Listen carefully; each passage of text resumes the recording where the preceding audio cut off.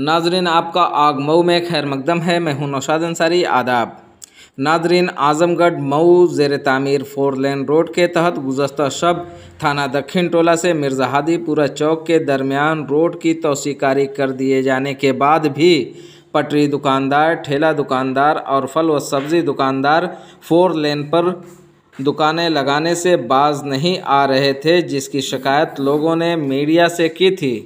4 लेन होने के बाद गाड़ियों की रफ्तार बहुत तेज़ हो जाती है और अगर ऐसे में रोड पर दुकानें लगेंगी तो किसी भी वक्त बड़ा हादसा रूनुमा हो सकता है और इसके लिए ज़िम्मेदारी कौन लेगा और कौन ज़िम्मेदार होगा, जवाबदेह कौन होगा।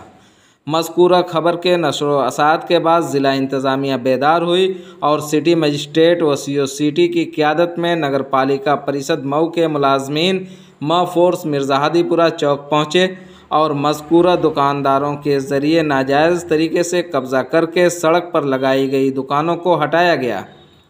इस दौरान सिटी मजिस्ट्रेट त्रिभुवन ने कहा कि शहर में जाम के मसाइल हैं और लोगों को आमदोरफ्त में परेशानियों का सामना करना पड़ रहा है और हादसात रूनुमा होने के कवी इम्कानात हैं। ज़िला मजिस्ट्रेट की भी वाज़ह तौर से हिदायत हैं कि ट्रैफिक जाम से मऊ शहर को निजात दिलाई जाए।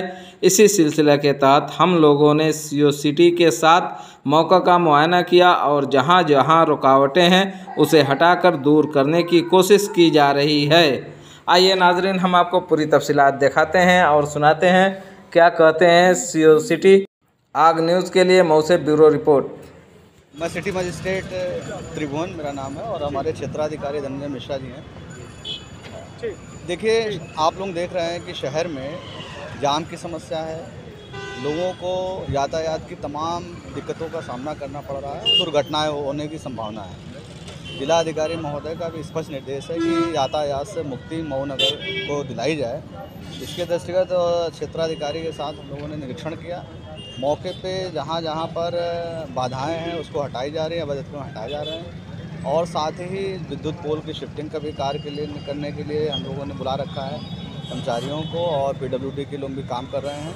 तो हम लोग का एक प्लान है, एक मास्टर प्लान है कि 1 से 2 महीने के अंदर जहां मुख्य रुकावटें हैं, मुख्य बाधाएं जो यातायात को प्रभावित करती हैं, उसको हम लोग दूर करेंगे और जो जिला प्रशासन, जिलाधिकारी महोदय का निर्देश है उसका अक्षरशः पालन करेंगे। सर, ये रेहड़ी वाले जो है वो कहाँ जाएंगे? वो कहते हैं हम अगर यहाँ से हट गए तो हम कहाँ जाएंगे? उनकी भी रोजी रोटी है। नहीं, ये सच है। रेहड़ी वालों के लिए भी हम लोगों ने व्यवस्था की है कि जहाँ पर चूँकि अब स्थायी जगह नगर पालिका द्वारा नहीं की गई है, फिर भी जो सड़क के किनारे या हमारा आगे ताल है वहाँ हम लोग एक व्यवस्था बना रहे हैं कि ताकि वो लोग रहें, उनका भी अपना रोजगार बना रहे, उनको भी किसी तरह की समस्या का ना सामना पड़े।